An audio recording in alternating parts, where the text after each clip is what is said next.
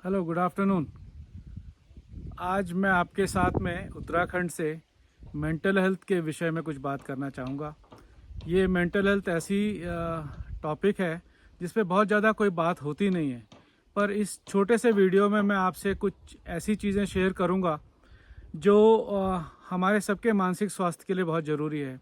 आपने देखा होगा कि आजकल लोग डिप्रेशन और एंजाइटी की बहुत बातें करते हैं। ये दो शब्द ऐसे हैं जो बहुत ज़्यादा हमारी रोज़ की जो डिस्कशन है, चाहे वो घर में हो, ऑफिस में हो, सोसाइटीज़ में हो, रिश्तेदारी में हो, ये बहुत प्रचलन में है। एंजाइटी और डिप्रेशन।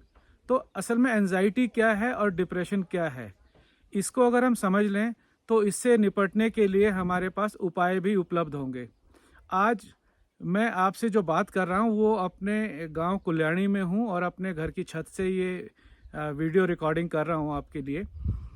तो देखिए, जब आप किसी ऐसी चिंता में लिप्त होते हैं या कोई ऐसी चिंता आपके सामने आती है जिसका कि इवेंट हुआ नहीं है, तो वो आपके लिए एक चिंता का विषय बन जाता है और जो आगे चल के आपके मानसिक स्वास्थ्य के साथ साथ शारीरिक स्वास्थ्य को भी अफेक्ट करता है। तो कोशिश कीजिए कि ऐसी स्थिति में आने के साथ साथ आप कुछ ऐसी एक्टिविटी करें जिसमें जो कि आपके लिए स्ट्रेस रिलीज़ करने वाली हो, जिसमें भी आपको अच्छा लगता है। चाहे वो घूमना है, थोड़ी देर पार्क में जाना है, किताब पढ़ना है, या कोई भी एक ऐसी एक्टिविटी जिसमें आप अपने को रिलैक्स महसूस करते हैं, उसको अपने रूटीन में लाइए। जब आप ये रूटीन में लाएंगे तो कम से कम आपका वो वक्त या उसके बाद आने वाला कुछ समय जो है वो थोड़ा रिलैक्सिंग होगा। और कोशिश कीजिए कि ये वक्त ऐसा हो जब आपके पास में कोई दूसरा इंटरप्शन ना हो। आप अपने मोबाइल फ़ोन को, आप अपनी दूसरी एक्टिविटीज़ को उस रूटीन से अलग रखें। तो ये आपके लिए एक स्ट्रेस बस्टर्स की तरह काम करेगा। और दूसरा, कोशिश करें कि लोगों से ज़्यादा बातें करें अपने घर में। अपने को अकेला महसूस ना करें। अपने को जो आपकी चिंताएं हैं वो अपने अंदर ना समेटें। खुल के बात करें। आप अपने स्पाउस से बात कर सकते हैं।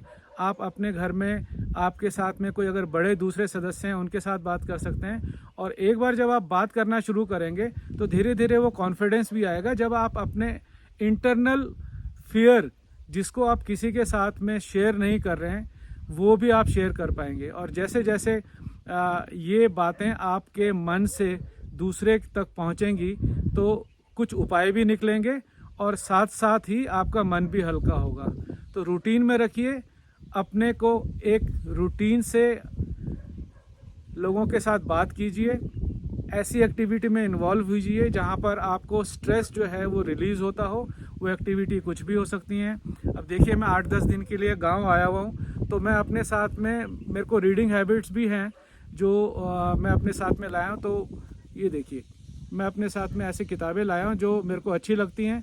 इसमें टाइम भी बीत जाता है और होता क्या है कि कुछ ना कुछ ज्ञान मिल जाता है। तो ये 2 किताबें मैंने अपने इस 8-10 दिन के प्रवास में ख़त्म करनी है, ये मैंने सोचा हुआ है। साथ साथ मेरे को कुकिंग का बहुत शौक़ है। तो मैं क्या करता हूँ कि जब भी मेरे को लगता है कि रूटीन बहुत हैवी हो गया और एक ऐसी सिचुएशन आ गई जब मन बहुत लो हो जाता है, हर एक की लाइफ में लो एंड हाई सिचुएशन आती हैं, तो मैं कोशिश करता हूँ कि मैं किचन में चला जाऊँ। और किचन मेरे लिए एक स्ट्रेस बस्टर्स की तरह काम करता है। आजकल क्योंकि मैं अकेला आया हूँ तो मेरे पास कोई ऑप्शन नहीं है, वो मेरे को किचन में तो जाना ही पड़ेगा। पर वैसे भी मैं अपने को किचन में काफ़ी इन्वॉल्व रखने की कोशिश करता हूँ, चाहे वो शहर में हो या फिर गांव में हो। कुछ नई चीज़ बनाई, पूरे परिवार के लिए बनाई, जब आप अकेले हैं तो अपने लिए बनाई। तो उससे होता क्या है कि आपका मन एक डेली रूटीन की एक्टिविटी से हटकर एक दूसरी एक्टिविटी में चला जाता है जहां आपको एक अच्छा महसूस होता है। और ये अच्छा महसूस होना ही वेल बीइंग की एक निशानी है। आप इसको रूटीन में रखिए। आप कोशिश कीजिए लोगों से बात करें, ऐसी एक्टिविटी में इन्वॉल्व रहें जहां पर आपको अपनी स्ट्रेस को निकालने के एक सस्ता, सुंदर और टिकाऊ उपाय मिले। वो आपके इर्द गिर्द ही होगा, आपको पहचानना पड़ेगा। और कोशिश करें ऐसे लोगों से अपने को अलग रखें जो नेगेटिव वाइब्स देते हैं, जिनके पास जाके आपको मोमेंट्री कुछ समय के लिए तो अच्छा लगेगा, पर वो आपको कुछ ना कुछ चिंताओं का कारण दे देंगे, या कुछ ऐसे सब्सटेंस अब्यूज़ होंगे जो शायद उनके साथ रहते रहते आपके पास भी आ जाएं और आप अपनी चिंताओं और डिप्रेशन, क्योंकि चिंता के बाद नेक्स्ट स्टेप जो है वो डिप्रेशन की तरफ जाता है। तो अगर आपकी हैबिट्स अच्छी होंगी तो आप इन दोनों से निजात पाएंगे। अगर आपकी हैबिट्स या आपके जो मेलजोल वाले मित्रगण या सो कॉल्ड वेल विशर हैं, आप उनके साथ होंगे तो हो सकता है कि ये चीज़ें आगे जाके एग्रीवेट हों और आपके लिए परेशानी का कारण बने। शाम तक मैं आपके साथ एक और अच्छे और इम्पॉर्टेंट टॉपिक पे बात करूँगा जो आपको स्ट्रेस से और अच्छी तरीके से निकालने में मदद करेगी।